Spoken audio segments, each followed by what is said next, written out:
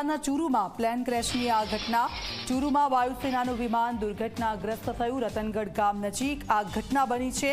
Plane ક્રેશમાં pilot સહિત 2 લોકોના મોત થયા છે।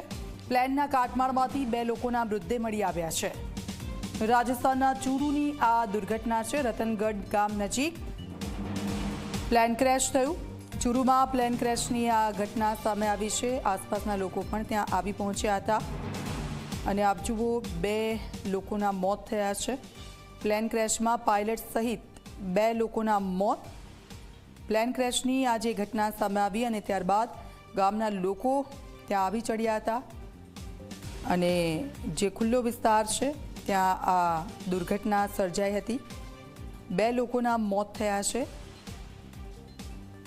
રતનગઢ ગામ નજીકના આ દ્રશ્યો છે। કાટમાળ જે રીતે પ્લેનનો કાઢવામાં આવી રહ્યો છે। 2 લોકોના મૃતદેહ મળી આવ્યા છે તેમાંથી।